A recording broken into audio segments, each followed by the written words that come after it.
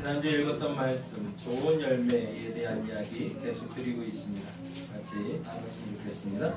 다 같이 자리에서 일어나 주셔서 누가복음 6장 41절에서 45절 하나님의 말씀 받들어 읽도록 하겠습니다.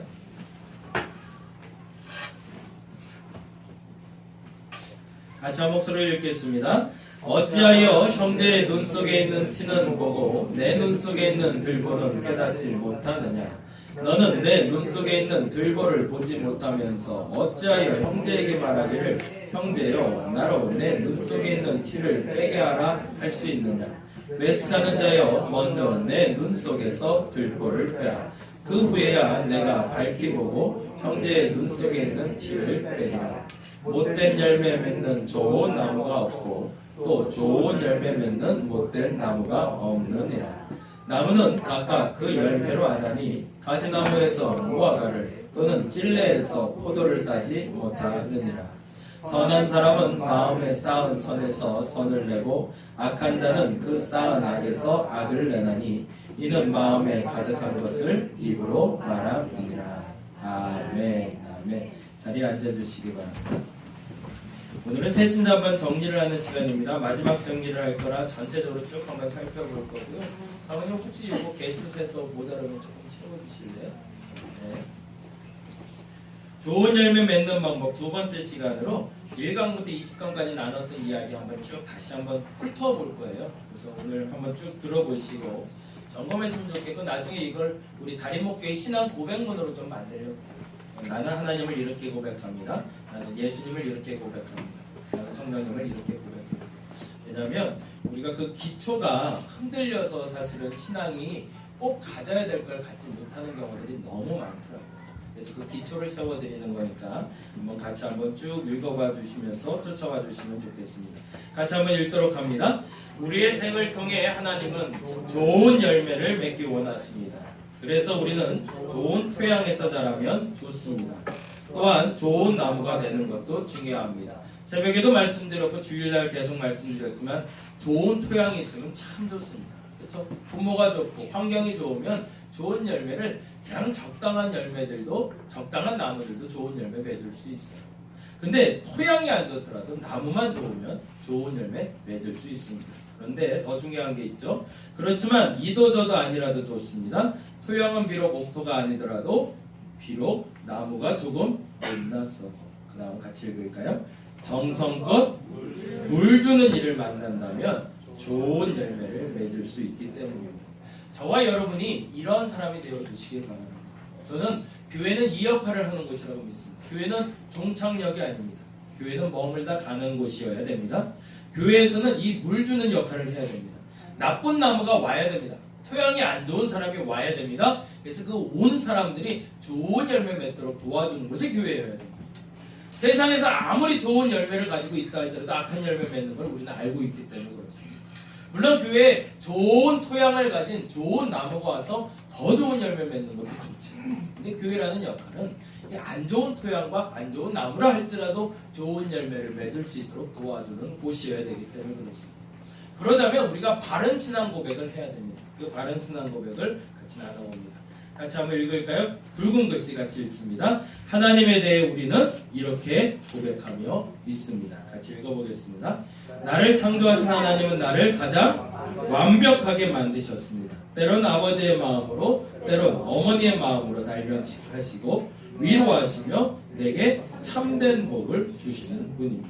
그래서 계속 설명드렸죠. 우린 시작할 때 완벽하게 만들어졌습니다. 그것을 여러분 아멘으로 받으시기 바랍니다. 정말로 하나님은 여러분을 만들 때 세상 그 어떤 것과도 비교할 수 없는 완벽한 존재를 만들어 주셨습니다. 문제는 사용하는 자가 잘못 사용해서 망가진 거죠. 처음부터 망가진 존재로 만든 사람은 만든 것이 아니라는 거예요. 그런데 만들어진 이후에 잘못 사용하고 있는 거죠. 사용 설명서를 모르고 있기 때문에 그렇죠.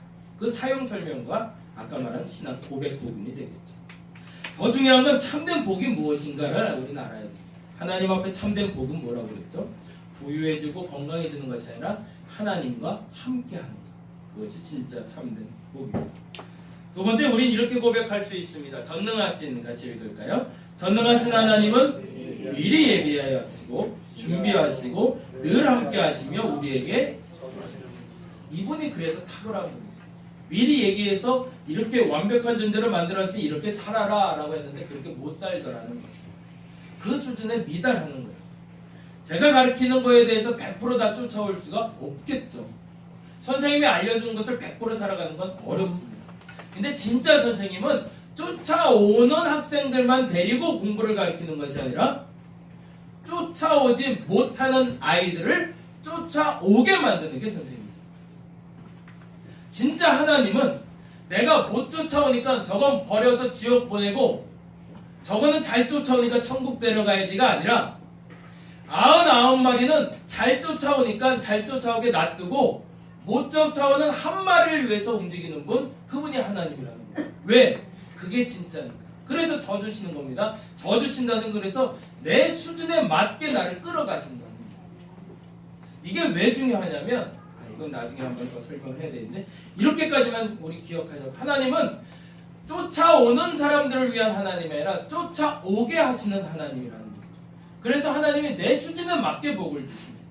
어떤 사람은 어마어마하게 조금만 노력해도 많은 것을 누리는 사람이 있는데, 어떤 사람은 죽어라고 고생하는데 이거밖에 못 누리는 것처럼 여겨질 때가 있어요. 근데 이유가 있죠. 그 수준을 내가 모르고 살아가고 있기 때문에. 하나님 그 수준에 맞게 넉넉하게 복을 주십니다. 근데 더 중요한 건 내 수준이 어느 정도인지를 아는 것이 중요한 거죠. 여기 이제 계속 할 거니까요. 세 번째, 3강과 4강에서 우리 나에 대해서, 인간에 대해서 나눴습니다. 같이 한번 읽어볼까요? 하나님은, 시작. 하나님은 본성에 따라 우리가 생명을 중시하고 사랑하고 정직하게 선을 결단하며 살기 원하신다. 이건 제 신앙 고백이에요. 하나님이 나를 이렇게 살기 원하신다.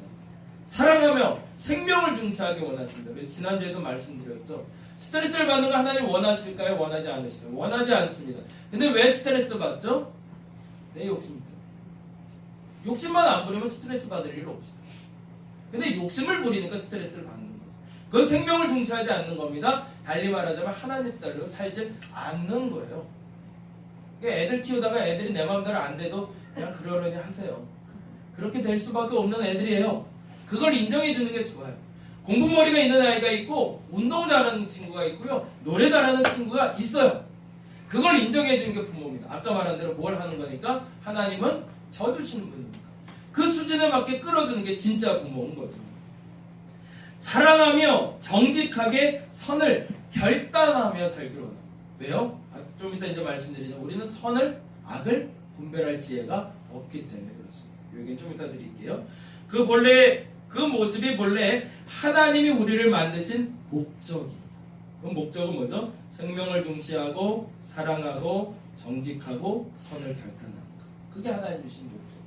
이 목적에만 부합하고 살면 뭐 하는 거죠? 참된 복을 누리는 거죠. 근데 이대로 안 사니까 복이 없는 거죠. 그러나 그렇게 살지 않으려니 죄가 시작됩니다. 그러면 죄는 뭐에서 들어오는 거예요? 결국에 욕심이죠. 그래서 욕심이 잉태하여 죄를 낳고 죄가 자라나서 사망이 된다는 말이 그 말이 되는 거죠. 볼까요? 그러면 죄는 뭘까요? 죄는 관역을 빗나간 겁니다. 그렇죠? 하나님이 말하는 목적지가 아닌 내가 원하는 목적지로 가는 게 죄인 거죠. 그것은 실수로도 가능하고 훈련이 덜 되어 그러하기도 합니다. 그러면 실수는 용납이 될까요? 안 될까요? 용납되는 거죠. 훈련이 덜 돼서 그런 것도 용납이 됩니다. 이제 나중에 말씀드려요. 그래서 교회가 필요하고 가정이 필요합니다. 여긴 뭐 하는 것? 실수하게 하는 것.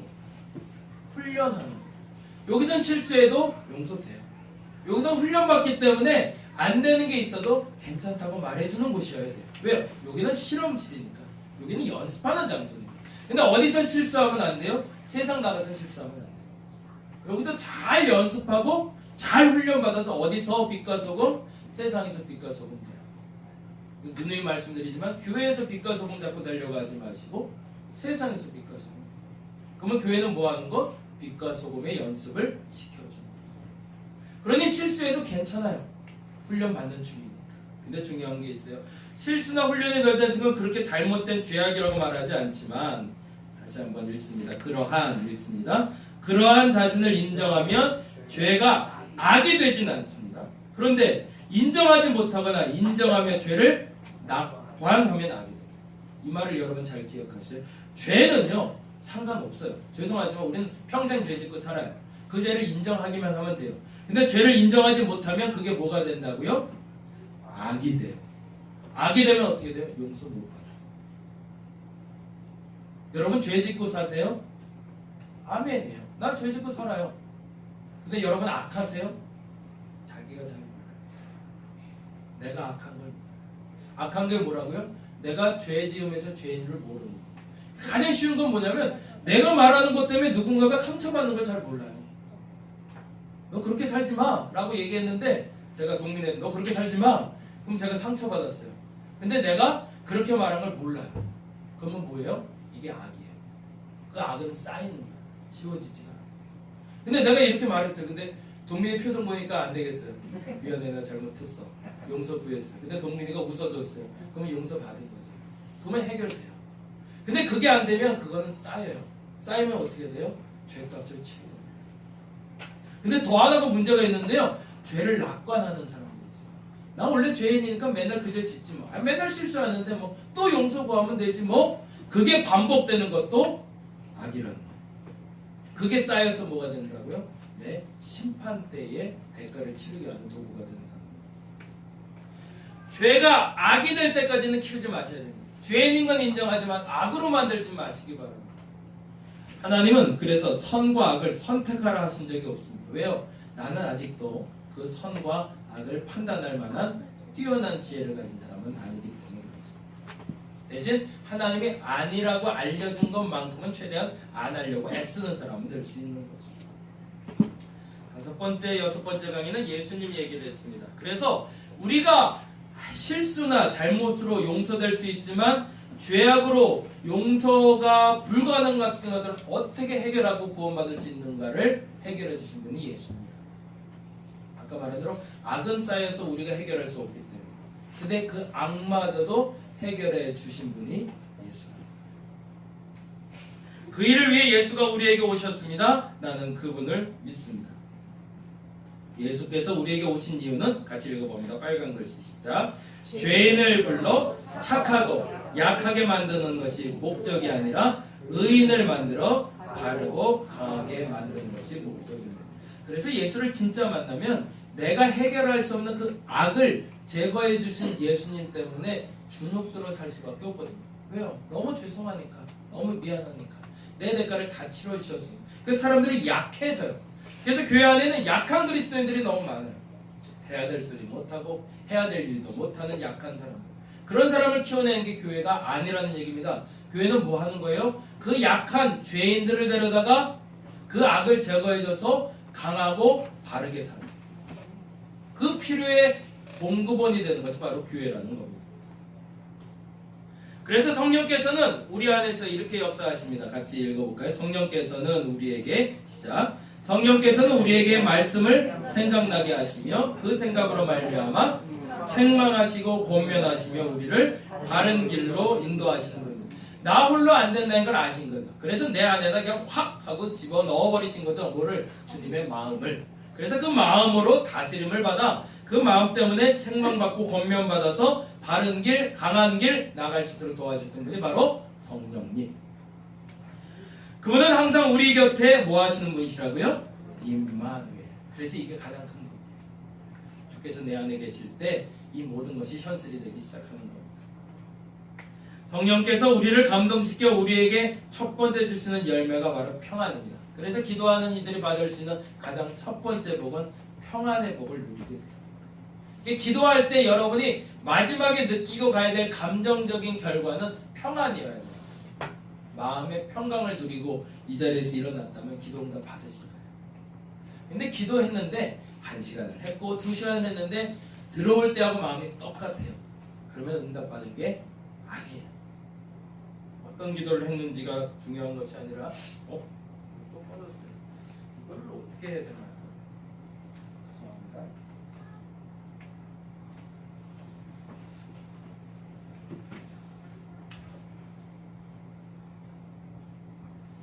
아직 제가 여기 사용이 좀 서툴러서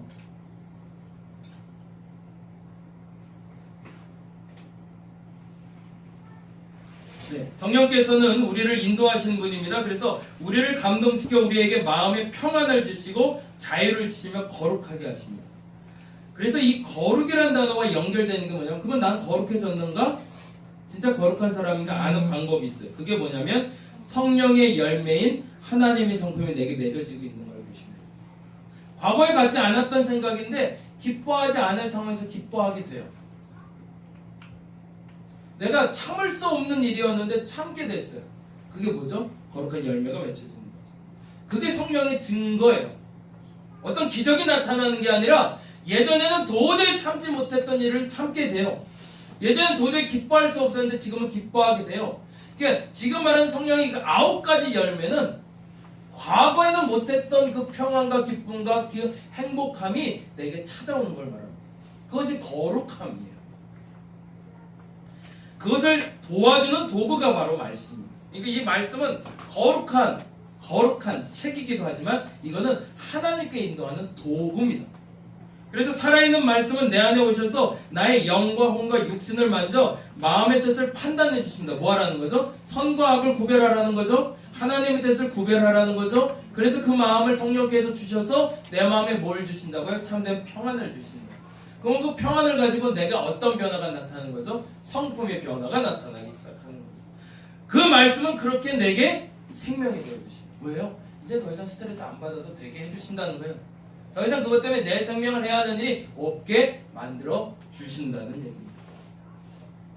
말씀이 우리 안에 임하시면 그래서 능력이 임한다고 얘기합니다. 그 능력이 임하는 건 뭐예요? 내 거룩한 성품이 드러나기 시작하는 거죠. 과거에 못 가졌던 그 성품이들이 들어가는 게 능력입니다. 그러니까 저 사람 변했네라는 말이 왜 나오는 거죠? 그 성령의 성품이 나타나기 시작하니까. 그 능력은 문제를 넘어 결과를 도달하는 힘이 되어질 겁니다. 이상하게 옛날에 참지 못했던 걸 참기 시작하면 내 옆에 있는 사람이 변하는 거예요. 내가 그동안 막 화를 내고 그랬는데 오늘 내가 화를 내지 않고 기뻐해주는 모습을 보니까 저 사람이 변하는 거예요. 제가 와우 시스템 녹음하면서 그 얘기했는데, 간디가요 어느 한 스탠리라는 선교사님과 여행을 가고 있어요. 근데 길을 가고 있는데 저 앞에 깡패들이 오더래요. 그러니까 이 스탠리 선교사님은 깡패를 보자마자 딱 직감을 한 거죠. 저거 맞으면 죽겠다. 그리고 도망가려고 그러는데 간디가 그 뒷소매를 잡더래요. 어디 가냐고? 왜? 지금 저 사람들 나 좀 쫓아올 것 같은데 나 도망가야 된다고 그랬더니 성경에 뭐라고 써있냐고. 성경에 뭐? 아니 왼뺨을 치면 오른뺨을 돌려대라고 성경에 돼 있지 않냐고. 그렇다고.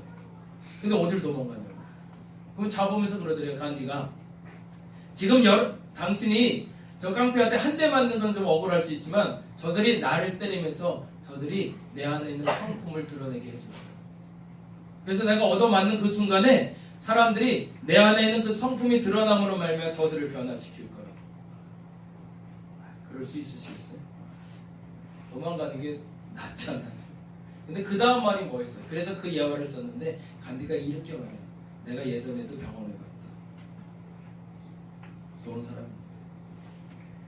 그냥 머릿속으로는 알고 있었어요. 내가 딱 맞으면 에이씨라고 나오는 게 아니라 맞았을 때 돌려댔을 때 어떤 반응이 오는지를 궁금했던 거예요. 그래서 몸으로 실험해 본 거예요. 그러니까 얻어맞아봤대요. 실컷 얻어맞는데 이놈들이 때리다가 이상한 거예요. 보통 때리면 반항을 하던가 잘못했다고 빌거나 뭐 이런 일이 벌어져야 되는데 참고 있는 이 간디의 모습에서 그 성품의 감화와 감동을 받은 거예요. 그리고 그 사람들이 변하던 경험을 간디가 했던 거죠. 말씀대로 산다는 게 뭘까요? 내 성품이 사람을 변화시킨다는 게 뭘까요? 여러분 한번 경험해 보시기 바랍니다. 그렇다고 얻어맞고 다니시라는 얘기가 아니라 말씀이 여러분에게 임하셨을 때 그 말씀이 여러분에게 어떻게 시키시는지를 듣고 그걸 한번 살아보자는 거예요. 한번 연습해 보자는 겁니다. 정말 죽도록 때리기는 하겠어요? 한번 해보자는 겁니다. 근데 그렇게 했을 때 결과물들이 나오더라는 거죠. 그게 말씀이 주는 힘입니다. 그래서 그 문제를 넘어 결과에 도달할 힘을 여러분에게 허락해 주시고 그걸 주는 또 다른 도구가 바로 기도입니다. 기도는 변화의 능력이 있습니다. 그래서 그 맞는 동안 나는 뭐 하면 될까요? 기도하는 거죠. 저들을 변화시키는 거죠. 그것은 주변을 변화시키는 힘입니다. 그리고 그 힘은 나로부터 시작됩니다. 이게 놀라. 왜요? 하나님이 나를 완벽하게 만드셨고, 이게 나의 시작을 통해서 그들도 변화되는. 기도는 그리스도 안에서 변화된 나, 하나님은 그렇게 변화하고 우리를 통해서 역사하십니다. 같이 한번 읽어볼까요? 기도의 변화 경험은 나에 대한 애달은 마음으로 시작된, 그게 기도의 성장 경험입니다. 내 문제가 있어서 기도했어요. 그래서 그게 해결됐어요. 그게 애달은 마음으로 나를 위해서 기도해서 성장한 경험입니다. 근데 그걸로 끝나는 걸까요? 아니요. 다음으로 가야 돼요. 그 누군가에 대한 애달음으로 가는 거예요. 그게 우린 중보기도라고 그러죠. 내가 기도할 때 내가 변화됐던 것처럼 그걸 경험한 사람이 그 누군가에 대해서 똑같은 애달음으로 기도할 때 그 기도가 역사를 가져오도록 하는 거죠. 그러나 무엇보다 기도의 완성은 예수께서 나를 보며 애달음이 있어 채워주심을 경험하는 성숙함입니다. 그럼 이건 뭘까요? 내 아픔에 대해서 내가 기도했어요. 그게 시작. 두 번째, 우리 권사님의 아픔을 놓고 내가 기도했어요. 그게 두 번째. 세 번째 뭐예요? 권사님도 나도 아니라 예수님의 마음을 느끼면서 기도하는 거예요. 예수님이 아플 때 나도 아파요. 남들이 다 좋아하는데 예수님이 기분이 안 좋아요. 그러니까 나도 기분이 나요. 남들은 다 싫어하는데 예수님이 기뻐해요. 그럼 나도 기쁜 거예요. 그게 마지막 기도의 완성. 첫 번째는 내가 아파서 내가 좋아서 기도인데, 두 번째는 누가 아파서 누가 기뻐서 기도. 마지막엔 예수님이 기뻐서 예수님이 아파서 기도. 거기까지 이르기 위해서 우리는 기도를 배워가는 거예요. 이게 맨날 할 거예요. 앞으로 지겹도록 할 거니까 기억해 놓으세요. 교회란 그래서 이제 이런 곳이라고 얘기했죠. 같이 읽어봅니다. 교회는 뭐예요? 하나여야 되며 보편적이어야 되며 거룩해야 되며 사도들의 본을 받는 곳이라고 학자들이 얘기해 왔고 선친들이 얘기해 왔습니다. 이거는 교회에 대한 이론적인 설명이에요. 교회는 또 뭐라고요? 건물과 제도가 아닌 사람들이에요. 그래서 이 말이 참 중요해요. 이거는 같이 읽어볼까요? 같이 읽겠습니다. 시작. 교회가 썩었다는 것은 곧 제도와 건물이 아닌 사람을 말하는 거예요. 아, 왜 교회 썩었네? 그럼 누굴 얘기하는 거예요? 내가 썩었다는 거예요. 그건 내 욕하는 거예요. 교회가 썩지 않도록 해야 됩니다. 그래서 교회는 이런 곳이어야 됩니다. 같이 읽어봅니다. 교회는 죄에 대하여 자유를. 왜요? 그러니까 나쁜 열매 맺던 나쁜 나무들이 오는 데니까. 토양 안 좋은 사람들이 오는 데니까 죄인들이 올 수밖에 없어. 근데 그들에게 뭘? 자유를. 그래서 바르고 강하게 자라게 하는 것, 그것이 교회. 그런데 하나님의 백성이 의무를 다하는 이들의 모임이에요. 하나님의 백성의 의무는 뭘까요? 거룩하게 사는 거예요. 그럼 거룩하게 사는 열매가 뭐라고요? 성품이에요. 그래서 그 모임에는 뭐가 있어요? 책임도 있어요. 그러나 권리도 있는 것이 바로 건강한 것이죠. 여기서 무조건 하라만 있는 것이 아니라 그 하라는 것을 해서 그 복을 얻어가는 것이 이곳이어야 된다는 얘기예요. 그래서 우리는 예배라는 걸 드리는 겁니다. 이 얘기를 하면서 계속 갈등하면서 말했던 부분들도 같이 말씀드릴 건데요. 예배의 요소는 뭐가 제일 중요하다? 시간, 장소의 성별이 중요해요. 이 시간에 예배 드리는 게 너무 중요합니다. 그리고 어디에서 예배 드리냐도 중요합니다. 그렇지만 우리 교회 우리 주일 예배 시간이 중요한 건 아니에요. 이거를 굳어버리면 끝나는 거예요. 우리 11시 반에 예배니까 11시 반 예배만 안 드리면 큰일 나는, 그건 아니라는 거죠. 11시 반 예배 드릴 수도 있고 10시 예배 드릴 수도 있다. 다른 교회 예배도 중요하다. 진정한 성별은 뭐라고요? 같이 읽습니다. 시작. 마음을 두드리시는 하나님 앞에 반응할 수 있는 시간과 장소가 바로 나의 예배 시간이에요. 오늘 이 시간에 여러분이 나왔는데 마음에 막 두드리시는 하나님의 음성을 듣고 있다. 그러면 이 시간이 진짜 예배 시간이에요. 아무리 거대한 예배당에서 아무리 거대한 예배를 드리고 있다 할지라도, 아무리 화려한 예배를 드리고 있다 할지라도 거기서 가슴을 치는 소리를 못 듣는다면, 하나님이 내 가슴을 두드리는 소리를 못 듣는다면 그것은 내 예배 시간이 아니다라는 거죠. 그래서 큰 교회 작은 교회가 중요한 것이 아니라 내 예배 시간, 내 장소를 찾아내는 게 중요해요. 제가 늘 얘기 드리지만 우리가 한평생 예배 드리고 갔는데 생명책에 한 번도 기록 안 된 사람들이 있다니까요. 예배 한 번도 이 사람 안 드리고 왔다.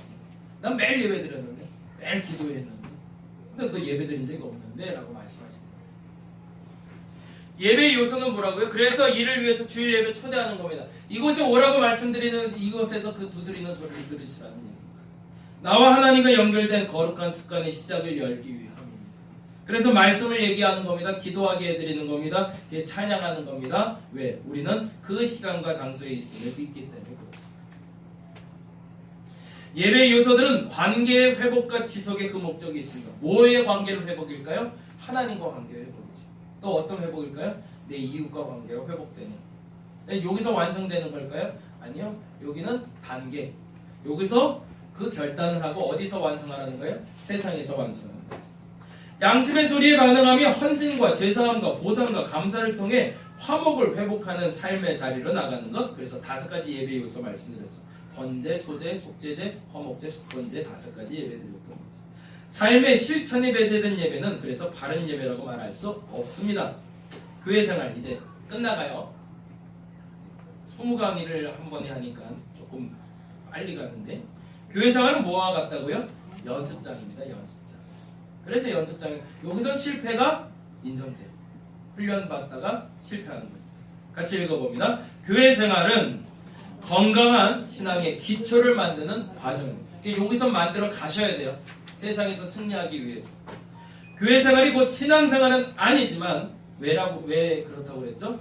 교회 생활은 신앙생활 한 부분이지 완성이 아닙니다. 신앙생활은 교회 생활과 이 세상에서의 생활이 하나 교집합이 돼야 이게 신앙생활입니다. 교회 생활을 통해 해야 할 일과 하지 말아야 될 일을 익숙히 만들지 아니한다면 진짜 신앙을 기대할 수 없습니다. 그래서 그런 얘기했죠. 진짜 그리스도인은 어디서 만날 수 있다? 교회에 나서 만날 수 없다. 어디서 만날 수 있다? 세상에서 만날 수 있다. 세상에 나가보면 저게 진짜인지 가짜인지 알 수 있다. 왜? 거기서 사는 모습이 진짜니까. 집에서 하는 모습이 진짜가 아니라고 그랬죠? 밖에서 하는 모습이 진짜. 그래서 내 자식이 집에서 안 그러는데 왜 밖에서 그랬다고 나한테 따지고 드냐고 하지 말라고 했죠. 왜? 집에서 하는 모습이 내 자녀의 진짜 모습이 아닙니다. 세상에 살아가는 모습이 진짜입니다. 교회 생활의 완성이 신앙생활은 아니지만 신앙생활은 그렇게 시작되는 거예요. 그래서 여기가 시작점이기 때문에 잘해야 돼요. 여기서 배워가야 돼요. 교회는 거룩을 배우는 것이며 배움의 시간을 보내는 것입니다. 그래서 여기서 어떤 결과들이 나오는 거예요? 자꾸 성품이 변화돼야 되는 거예요. 남편과 아내가 계속 싸우다가 교회에서 예배 드리고 나니까 안 싸워요. 애들이 저렇게만 해도 막 꿀밤 때리고 그랬는데 이제는 꿀밤을 안 때리는 엄마 아빠가 되는 거예요. 왜? 변했거든요. 뭐가? 거룩한 성품이 들어와 있습니다. 이곳에서 시간과 장소의 성별과 바른 관계와 섬김 그리고 물질 사용까지도 배우게 됩니다. 헌금을 하는 이유가 뭘까요? 물질 사용을 배우라는 겁니다. 교회를 채우라는 얘기가 아니라 하나님이 주신 그 돈을 어떻게 구별해야 되는지를 배우는 것이 여기입니다. 내가 100만 원을 벌었는데 이 100만 원 중에 이 100만 원을 주신 하나님께 어떻게 감사해야 되는지 그리고 그 돈을 어떻게 사용하는 것이 옳은 것인지를 배우는 것이 교회입니다. 이는 세상의 빛과 소금이 되기 위함입니다. 우리는 이것이 바로 그곳임을 믿어야 됩니다. 마지막입니다. 가정생활의 기본은 그리스도 안에서 시작된 부부로부터 만들어집니다. 그게 바로 좋은 토양이죠. 가정은 완성된 공동체가 역시 아닙니다. 완벽한 공동체 아니라는 거 인정하셔야 됩니다. 만들어가는 공동체입니다. 그래서 부족한 거고 그래서 만들어져가는 겁니다. 자, 이제 같이 한번 읽어봅니다. 우리의 생을 처음에 시작했던 건데 같이 읽겠습니다. 우리의 생을 통해 하나님은 뭐 한다고요? 좋은 열매 맺기를 원하십니다. 그래서 우리는 좋은 토양에 자라면 좋죠. 좋은 토양이신가요? 여러분 감사하시기 바랍니다. 근데 좋은 토양 아니었던 분들 그런데 좋은 나무신가요? 그러면 아멘 하시기 바랍니다. 원래 머리가 비상해요. 원래 똑똑해요. 근데 토양이 안 좋았어요. 그래서 배움이 없어요. 그런데 뭐든지 할 수 있는 사람. 그러나 더 중요한 건 뭐라고 했죠? 그렇지만 이도 저도 아니라졌습니다. 같이 했습니다. 토양이 비록 옥토가 아니더라도 부모를 잘못 만났어도 상관없습니다. 비록 나무가 조금 못 났더라도 머리 좀 안 좋아도 상관없습니다. 정성껏 많으니 물 주는 일을 만난다면 좋은 열매를 맺을 수 있기 때문입니다. 우리 교회가 2020년에 이 좋은 열매 맺었으면 좋겠습니다. 조금 못난 사람이 와도 인정해 줄 수 있는. 그래서 못났으니까 실수하는 거예요. 실패하는 거예요. 근데 그걸 품을 수 있는 거예요. 근데 세상에서는 그렇게 살지 않겠다.